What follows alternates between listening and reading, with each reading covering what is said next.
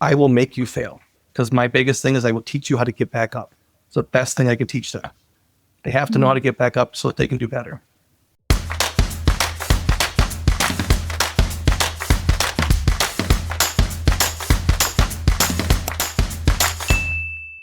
Over $2 million in premium growth over the last 2 years as a scratch insurance agent. Today, Courtney and I sit down with rockstar agent Joshua Arnold, and he's going to walk us through what he's learned over the last 2 years of building his book of business, now having a team of 9, mistakes he's made along the way, and mistakes he sees his peers as new agency owners make. And we're going to be diving also in towards the end of the episode. Make sure you hang around what it takes to be a successful CEO and what you can expect as a CEO when you start your business. With that being said, let's start the show.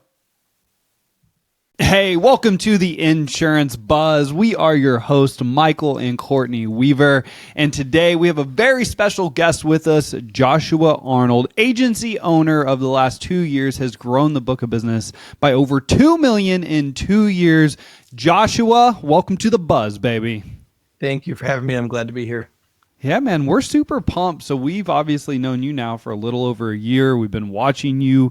We wanted to have you on the Buzz because you are one of those leaders that leads by example. You show up, you do the work, you do things for the right reasons, and you're growing your business at an exceptional rate, in my opinion, being a 2-year scratch agent. Really had no history of insurance before you started the insurance business.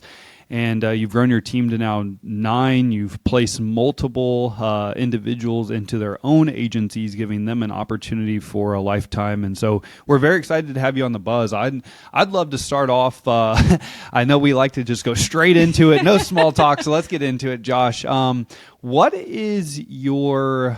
you say your biggest current struggle or challenges that you're personally facing as an agency owner in 2025, and how are you kind of navigating that? I think it's probably the same as most leads, right? Understanding how to generate and create the best leads. I'm in a small town, about 2,500 people. So I'm happy if 3 people walk by my office a day, much less if anyone walks into my office. So it's being able to generate leads. And obviously we sell to a state or multiple states, right? But whether it's live transfers or word of mouth or data leads, trying to find the best budget-wise that, 1, we can support, and 2, is profitable. Because again, a lead is only successful as if we sell it, right? If it's cheap and it's not sold, it's not a good lead. So yeah. So out of curiosity, like, what would you say your top 2 or 3 lead sources are right now that you're really honing into and trying to maximize and get the most out of? I definitely, I'm going to shout out to Smart Financial. I have a phenomenal rep, Fred Martin at Smart Financial, probably the best in the business for that company and anywhere, frankly. I work really closely with them. I spend a couple hours every week talking about. I focus a lot on auto, home, P&C bundles, focusing on that and trying to see what we can get. The other company I do use a little bit is Datalot. Those are usually for my new agents or new people that are just starting out, because they're great just for that intro into it without being committed to a huge out-of-home quote, and they might not be comfortable yet. But okay, so you're primarily working internet leads then, is your primary marketing source or lead? Okay. So let's break these down then. So you said Datalot's going to be more for your new providers. Smart Financial leads are the ones that it looks like are probably a little bit more expensive, but you're converting at decent rates. So I'd be interested in what measures are you using to really hone in on understanding, okay, this lead is converting at the rate I want it to. Here's my spend. Here's my return. I would love as you as a business owner, because this is one of the questions we get a lot from new business owners, even tenured agents that may have never really dabbled in internet leads, or maybe they did, but they never really tracked certain numbers. I'd be curious as to what lead indicators you're looking at as, okay, this is a good lead provider. They've got the numbers that I'm looking for on a conversion rate. Like, what are you looking at to really hone in on, okay, I want to continue to use this lead provider. I even want to pay this lead provider for more leads because the numbers just make sense. I think the first thing I'll say, and I know this might be a little off topic, for the first 18 months would jump around from lead vendor to lead vendor And I have found it so beneficial to find a lead vendor, build a relationship with an account manager, and really get someone that's in your corner, because they know that side better than I do. They see what they're getting, they can see what they can work with. And having a really good relationship with a lead vendor, you're going to have ups and downs all year long. Sometimes leads are great, sometimes they're not the best. Sometimes it's more about what we're doing versus the lead we're getting. But I have an interactive map that shows the entire state of Minnesota, for example. Every lead that we get that comes in from vendors, maps it out by zip code. I can tell you what we paid for that lead. I can tell you what our close ratio is, what our profitability is in that area. So I can pick certain areas of the state that I want to focus on. Is this a map that's something that your carrier provided, that you made yourself? One of my lead vendors provided me it, and so I use it specifically for them. So like Smart Financial provided it for me, and it's That's phenomenal. incredible. Yeah. Okay. So I love that you're bringing this up, because you said somebody that's in your corner, and I want to kind of drill this down, because I want you to describe the service that you're receiving. So if somebody out there is listening and they're like, hey, I'm not getting this from my lead vendor, or I still have these questions, let's break down what in your corner actually looks like for you, so we can set the bar a little bit higher for these lead vendors. Yeah, I mean, simple one. If you're a lead vendor, every time you talk to them and say, well, we just got to bid more, that's not someone in your corner. They're not looking at the metrics, they're looking at the hows and whys. If bidding more gets you the first 3 calls, but bidding $10 less gets you the next 3, why wouldn't you bid $10 less and take the next 3?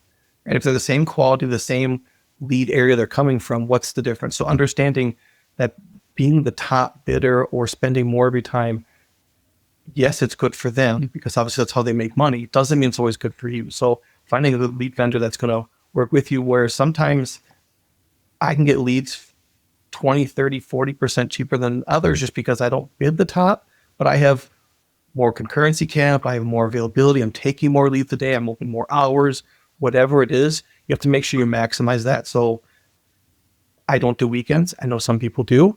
If you do that, you actually will increase the amount of leads you can get. If you increase your concurrency cap, so maybe you take more than one at a time, you have a better chance of getting them. If you, have, I can take 30 leads a day instead of 20 leads a day. Doesn't mean you're going to get them, but it opens you up and it gets you more ability. And it also builds the reputation too. If you're taking more leads time over time, most companies are going to want to get you those leads as well. So you kind of go to the top of that list as well. Yeah. Go ahead. So are you guys sitting down and having conversations about conversion and lead spend and areas that are working, and kind of continually like fine tuning that dial almost on this is working, this is not? Yeah, I run about 9 campaigns just with Smart Financial, with different products, different things I'm looking for, different areas, different exclusions. And we'll take a look every week. Hey, this one, over the last 90 days, because I don't think a 30-day view is really accurate. You really have to kind of go up 90 days to really see what's going on. So we'll take a look over the last 30 days, 60 days, 90 days. This is where we're at. This is what we're doing. If we start to see a drop, we might pause a campaign for a couple weeks, see if we can put those lead dollars into a different campaign, try to build that back up. Sometimes we'll just cancel a campaign. Like, look, it's just not working. It's gone dead. That is what it is. We can revisit it in the future, but at least for now, we're just going to can it, move on to something that is profitable. Okay. And I want to get even a little bit more into this, because you have a team of 9. So you have a sales manager, a CSR, 2 producers, and then the rest are, in your company, you call them proteges. In some other companies, they call them aspirants. In other companies, they call them future agents, whatever that looks like. Tell me a little bit about, when you're running these campaigns, who gets the leads? Okay. So obviously my CSR doesn't get them unless it's the absolute last resort, right? Okay. Someone doesn't pick up the phone, but I am a firm believer.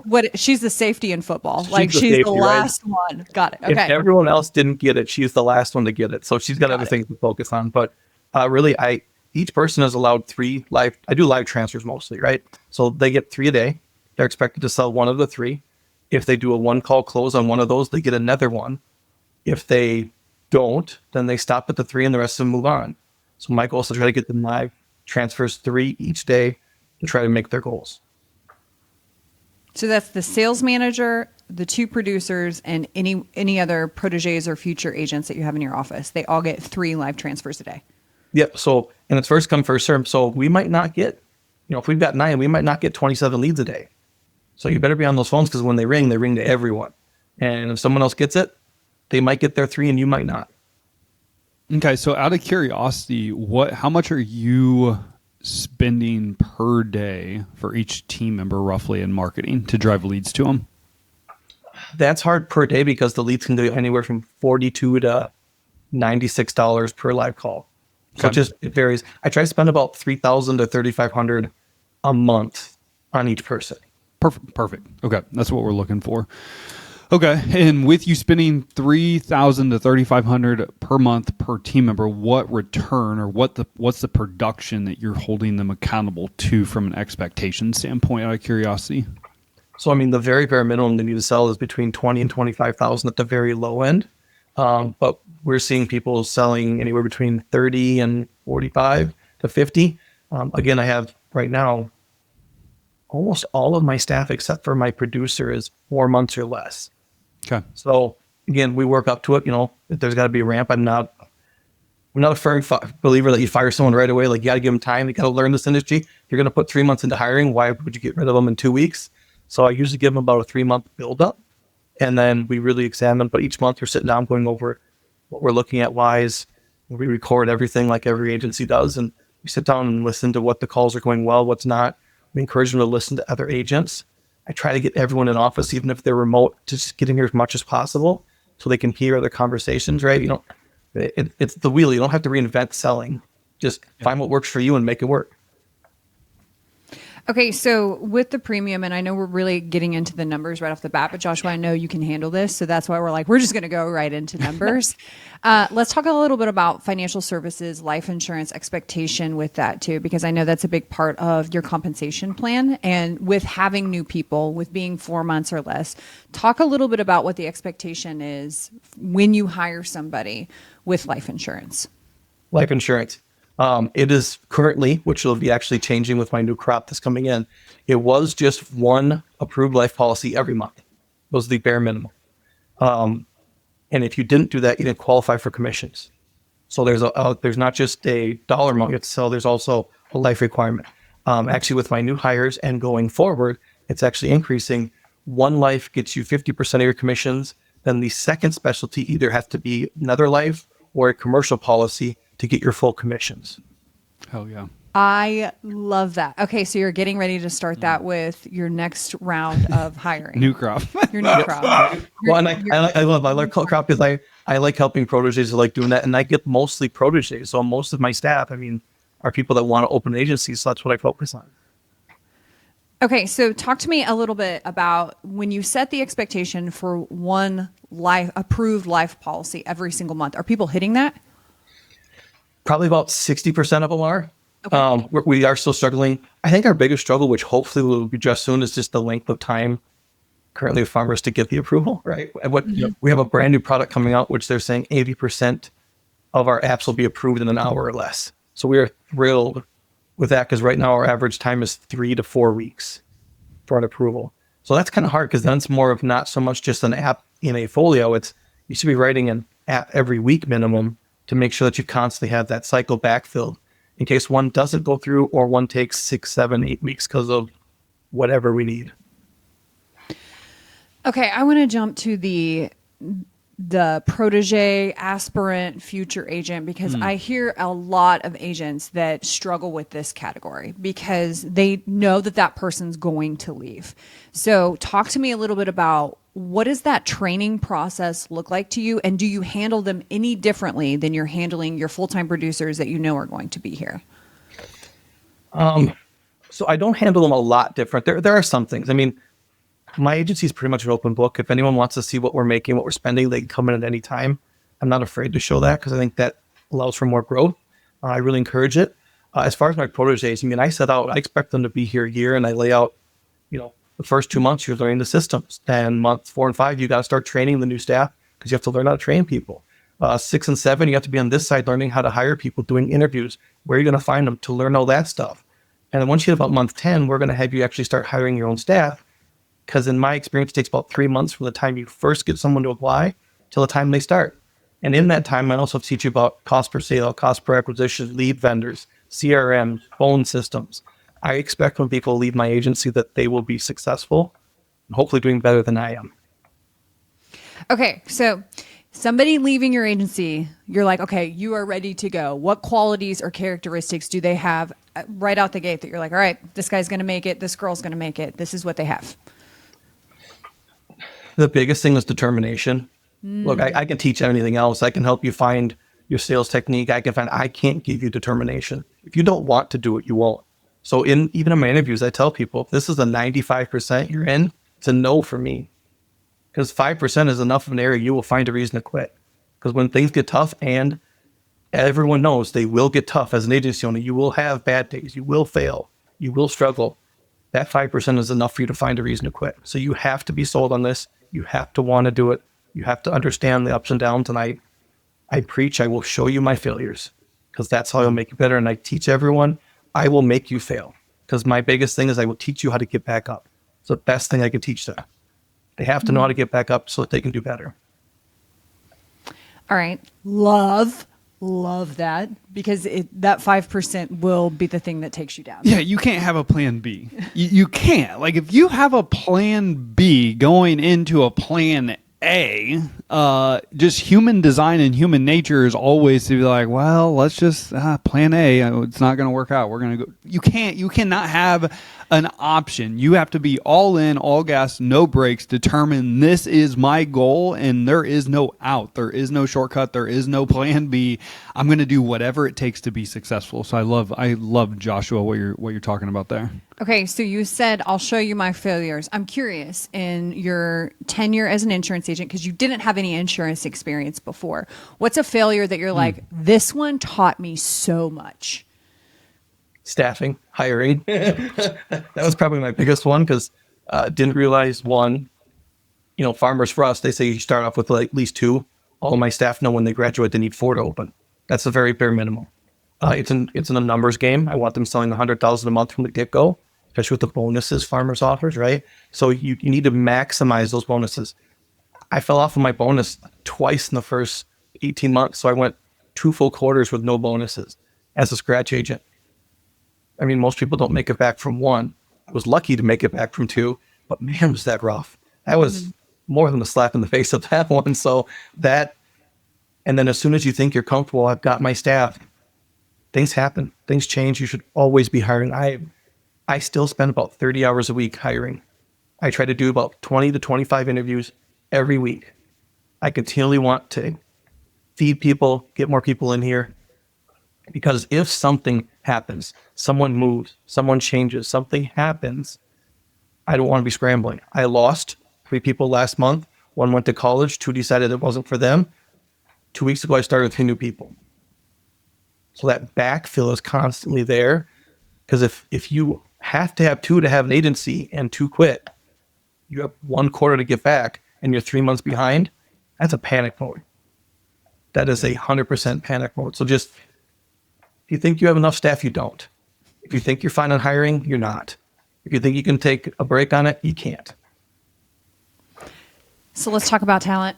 Because you've brought up the 2 major pain points that I continually hear agency owners talk about: production with leads, and then people. So let's talk about where you're finding really great talent, and kind of your process to have 25 interviews a week. Like, let's walk through that. Okay. So, I mean, I do a lot on ideal traits, right? That's one of the main things that Farmers does. I also have LinkedIn and all the other stuff. I do all of those, but I focus on ideal traits. I also do get resumes from my district as well. So I'm very lucky that our district, Keith Collins, I know he's been on here before. He's phenomenal. They are firm believers of staffing. So I will get resumes from them that they've interviewed as well. As far as what I'm looking for in talent for top, again, my background for anyone here, I've got construction workers, I have train conductors, I have retail, I have stay-at-home moms, it doesn't matter to me. If you want to do this and you want to learn, I will teach you and I will make sure you're successful. It might take you a little longer, and success is different for everyone. So that's why when we sit down with each person, it's more about what drives them. What do you want to make this month? And we break it down what they have to do in their pay plan to make that. It doesn't really matter what I want. I could go to one of you and say, hey, I want you to sell 100,000 this month. Well, that might drive you or might scare the crap out of you, one or the other. But if I go to my employees and say, what do you need to make this month? And they say, well, I need 4,000. Okay, this is what you need to do. They are much more driven. Work on their goals more than yours, because your goals will come as long as they're making theirs. Mm-hmm. Mic drop. Yeah. That's and that's only learned through leadership. And I know you know that, Joshua. Like you've that one was hard for us to learn in the beginning because it was like we have all these big goals that have to be hit. When in all reality, if you get your team to buy into their own goals and share their goals, and then show them the map of success of how they hit those goals through the compensation plan, everything tends to work itself out. Agents, you no longer have to choose between training your team and growing your business. I want to introduce you to Agency Coach AI. This is a full-time 24/7 coach and trainer at you and your team's fingertips that reports directly to you or the sales manager. This thing is amazing. Just like a true sales trainer or coach, it is going to practice and role play with your team, each individual, every single day. It's then going to coach them after that practice session. It's going to recommend trainings if they need additional training. And then it's going to report directly to you or the sales manager on exactly how that practice session went. No more wondering if the team is practicing or if they're not practicing. Also, it's going to plug right into the live sales calls. It's going to listen to every single conversation that comes into the office or goes out of the office every single day. No more wondering what is happening on the sales conversations. It's going to be documented for you word for word, and then the coach and trainer is going to coach your team on what they did well, what they could have improved on, recommended trainings, and it's going to give you a detailed report on exactly what that team member said during the call, what they were coached on, and what training was recommended. This is just the beginning. There is so much more to this. So if you are ready to have more transparency and more accountability in your agency than ever before, if you're ready to have your time back, if you're ready to know what's happening in your agency, regardless if you're there or not, this is now a reality. I would tell you, in my opinion, this is going to be one of the most valuable tools, if not most valuable tool you've ever had the opportunity to invest in. And it is one of a kind. It is unique. Nothing like this is currently available for insurance professionals like you. So please go to agencycoachai.com or just shoot me a text, 816-727-7610, and let's get a time on the calendar. I promise you it will be worth your time. Other than that, let's get back to the episode. I would be curious though, with the new agents that you're putting in, what expectations are you seeing them have of themselves when they start? And I want you to think about the ones that have went to from your office and they've seen success versus the ones that haven't seen success. Because right now I feel like a lot of carriers are having a hard time with newer agents getting into the industry and making it more than 18 to 24 months. And I have my opinion on why this is happening, but I'd love to see what you are seeing from a characteristic or trend standpoint of new agents getting in and being successful. What does their day-to-day look like? What does their weeks look like? Like what are you seeing amongst the most that are successful that are starting versus those that struggle or maybe even fail? To me, the biggest factor is who you learn from, because some agents are afraid to teach them everything they can. And that's just a straight up fact. If you do not teach them everything, they cannot go out there. If you don't teach them how to read reports, if you don't teach them about lead vendors, if you hand them a phone book and say, go find leads, and that's all you teach them, they're not going to know how to do anything else. So you have to be well-balanced, well-rounded. You have to, as a mentor, teach them everything so that they can go be successful. Look, again, my stuff isn't the best, but it works for me. So pick and choose what works for you. The people that I see that are being successful are the ones that have had that experience, get that knowledge. They know where to look. They're facing far fewer surprises about what bonus they're on or what structures they're on, what they have to do to meet those requirements, how to deal with lead vendors, how to follow through. If you're only spending $500 a month per person and you're getting 10 calls and you're wondering why we're not making sales, well, look at your funnel. You should be doing, like in my agency, we expect either 200 phone calls a day or 10 household quotes, not individual, household quotes a day, or 3,000 a day in sales. That's their goals. So again, having those measures and meeting them out, setting stuff up for you. In my mind, again, it's just that most people that start off, even once they graduate, haven't been properly shown what they need. And then when they are on their own and there isn't someone to fall back on, not that there isn't a support structure, they just get lost. They're lost right away, and then they shut down. Okay. I really like that answer. I like the mentor answer. So I'll ask you, I'm going to rephrase this a little bit. Sorry. Is that okay? No. No, you're good. I want to piggyback on that though, because I don't want to just segue and say, if you don't have a great mentor, you won't be successful. Because I know that's not what you're saying, Joshua. I'm saying No. that I know that you're saying like that is the big thing. And I would completely agree that mentorship makes a huge difference in development. But if you don't have that, the note that I made is you need to seek that. If that's not who you're currently learning from, and Joshua, you've talked about this whole episode, that you love to help agents. You even put that in the show notes before we got on here. You're like, this is what I want to help people. So there are people out there. If you're listening to this podcast, you already know you're one of those people. But if you don't have that currently, go seek that. Like a question that I ask myself continually if I hit a roadblock or a problem, I ask myself, who has already solved this problem? And then I go find that person, because that's the easiest way to do it. So just because you might have a mentor or a boss or a leader that's not showing up the way that you want them to, you can still go find that. So I just want to put a little asterisk by that, because I think that it's huge. But if you don't have it, go find it. Mm-hmm. And it doesn't have to be just for new owners either.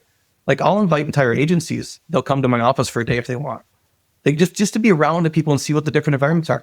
I'll take my staff and encourage them to go see other places. I'm not afraid of anything. I'm not worried about anything. You know, some people are worried about the grass is always greener on the other side until it's not, right? I encourage my proteges, talk to other agency owners. Again, different perspectives. I will show you my stuff in any way that you want, but maybe my perspective isn't what you need.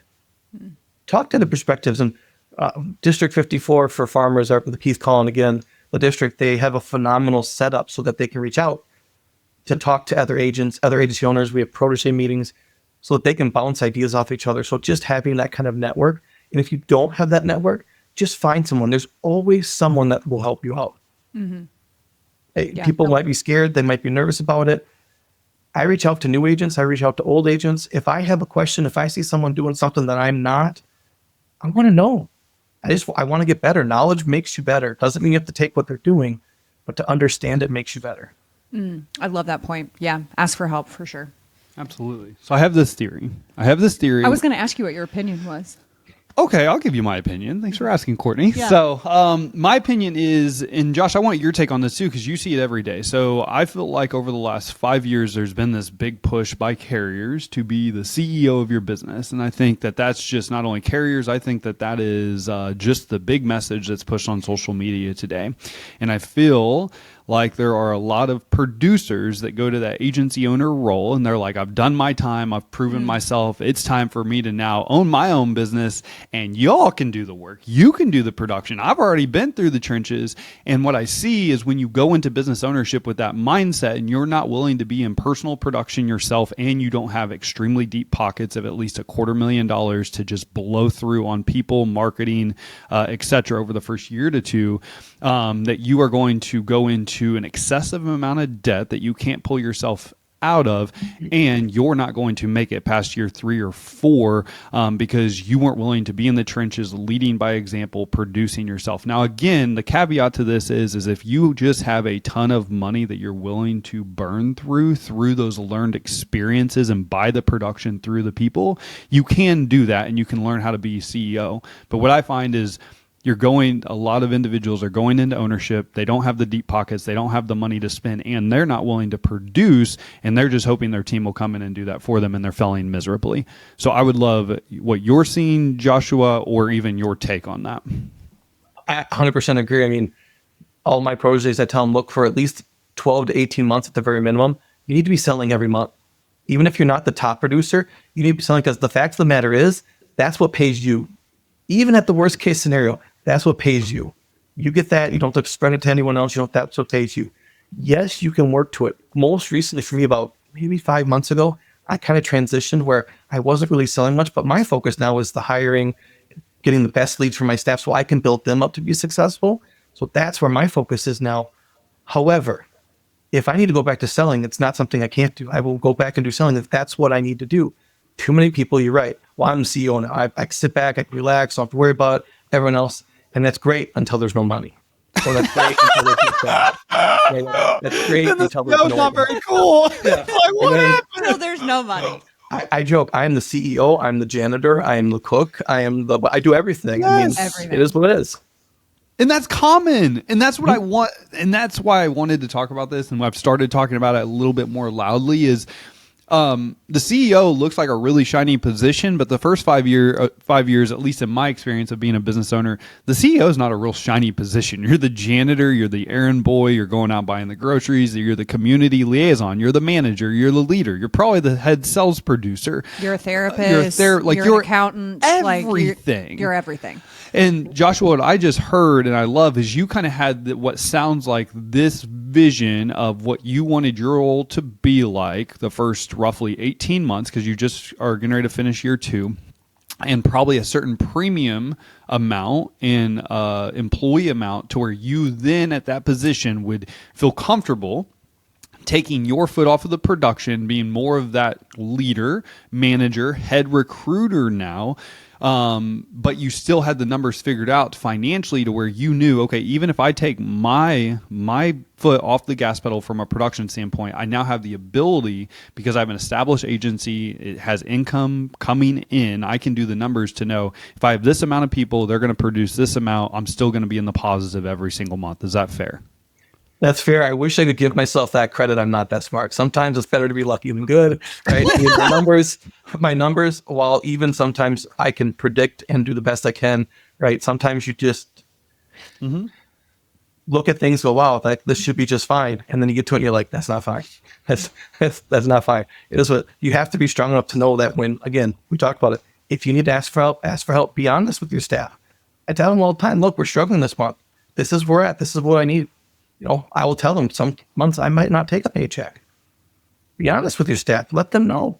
Humanize yourself. You don't need to be I'm the owner, I'm the manager, don't talk to me. My door is typically closed because I'm always in interviews all day long. But they text me, they message me, whatever it is, and they are always my priority. So I would love to say that I'm great at numbers. I know that thanks to a lot of other people that have helped me. But yeah, it's sometimes better to be lucky than good in some of those situations.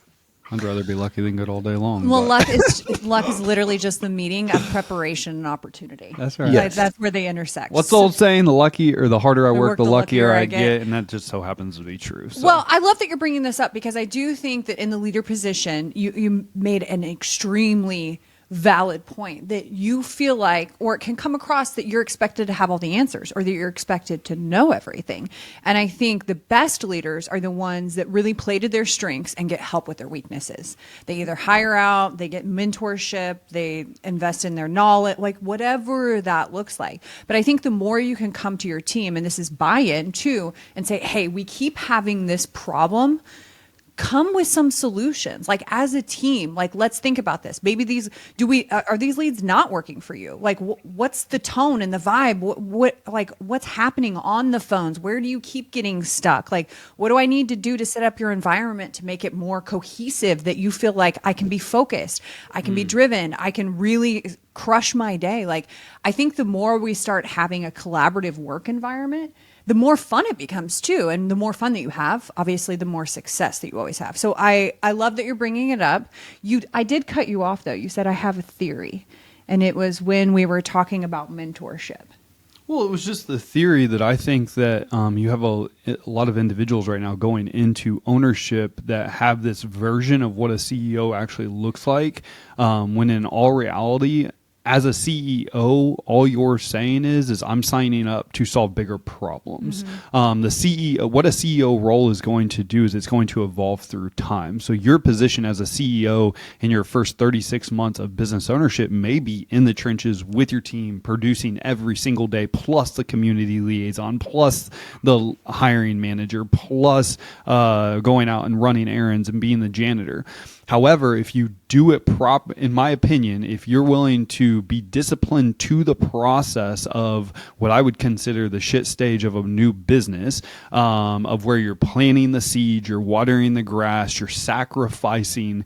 If you do that over the first 3 to 5 years, the more success and flexibility and freedom you will have at the latter part of your career. But those first 3 to 5 years, in my opinion, and my theory is that you have individuals going into ownership that feel like they've already proven themselves and they don't have to be in that production role, and they don't have the money to be able to float the agency from a lead standpoint, generation standpoint. And that's why they just turn through people, and that's why they're failing by 18 to 24 months in. That's my theory. I think too, though, there's something that I don't hear people talk about a lot, and it's that shift from producer to agency owner. And the shift from producer is you're consistently receiving a paycheck. Like, you show up, you have a clear set of expectations, you're in one lane. And then when you shift to agency owner, I never hear this talked about, and I think we should talk about it more. It's the pressure that falls on your shoulders of now you're responsible for everyone's family that works in your office. And not only that, Josh took a big gulp. Not only that, you get paid the month after all the work is done to try to, so you have to have the money up front. So it's not even like you're getting paid as you go. Everyone's family that's relying on you, counting on you, you don't get paid for that till afterwards. Yeah. So you got to come up with the money ahead of time to make that work. You're 100%. People don't think about that at all. It just gives me goosebumps, because it's like you go from this mindset of like, I will consistently get paid every 2 weeks or every month, and I know what I'm getting. And then when you switch into agency ownership, it's now I'm responsible for not only this person, but their entire family. And so if you jump to that CEO seat, I think the mindset that I would tell everyone is quit expecting it to be easy. Like, God. And I mean that with so much love, but I think the more you expect it to be easy, the more you're looking for like a secret sauce or a silver bullet. And it's like, it's not designed to be easy. It's designed to push you and stretch you. And that's why you're in the position that you're in. You have to grow as a human being. Like, if you are going to be responsible for 9 people and their family, that is a heavy stress. And so if you don't have the money, you do need to sit in that producer seat to make that happen. So anyways, if you're sitting in that seat to help provide for the other families, and I think that's something that people also don't think about. Look, at the end of the day, my staff comes before me. That is how it is as a CEO. I think that's the way it should be. If I can't pay my staff, I don't have anything. My staff are the biggest and best asset I have through no matter what. They are everything that I have. So if it's like, hey, I can get paid or they can get paid, 100% they're going to get paid. For sure. I'll go find something else. If I have to go work at whatever it is, I will go find. If I have to go sell, I'm going to go sell. If I need to go do something, the fact of the matter is, people don't look at their staff always as assets. They look at them as expenses. I'm trying to think of the best word, but they look at them as an object or something, just part that they bought with the agency, right? They don't look at the human aspects, right? They count on everything. They rely on you. Talking about leads. Look, I go to them all the time. What leads are working? What's not? Over the last week, these leads specifically, this was, okay, I'll call my lead vendor. Hey, this has all come from this campaign. This is what we're seeing. How do we change it? Be fluid. If it's not, there is no right or wrong. There is no, and that's the other thing too, I think that I struggled with is I'm more of a black and white type person. Look, this is how you do it. And insurance is very gray, very gray, very gray. Not the policy procedures, how you do it, but just everything. Do you buy leads? Do you not buy leads? Do you do, shake hands and kiss babies? Do you word of mouth only? Like, however it is, there is no right or wrong. You just have to make sure it works for you. Yeah. And just to reiterate your point that you just made, no one that's ever achieved anything successful has done it by themselves. All great businesses are built by great people, period. That's Courtney and I's philosophy as well. What you just said, Joshua, like people within your business are your number one asset. Without your team, your business is not going to make it. It's not going to survive. And so I would agree the number one thing we always invest, like our number one investment is always into our people. It's through our people. It's through investing in them. It's through developing them. That was just as important to us as the marketing spend in our business, because we really believe that if you're investing in your people and your people are doing great, the business is going to take care of itself from a sales and bringing in new customer standpoint. So we would agree 100% with you.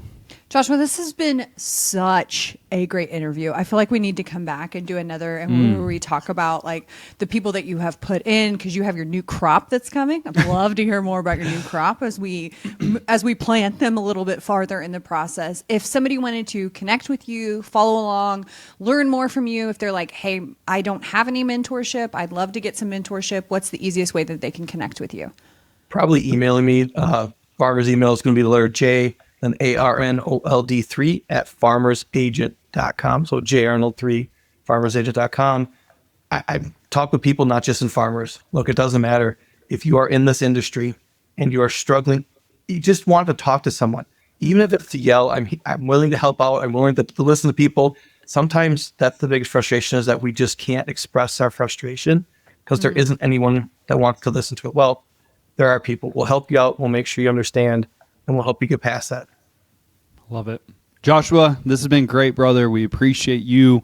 For all of you who tuned in today on this episode, we appreciate you as well. As always, time and attention are by far our most important assets.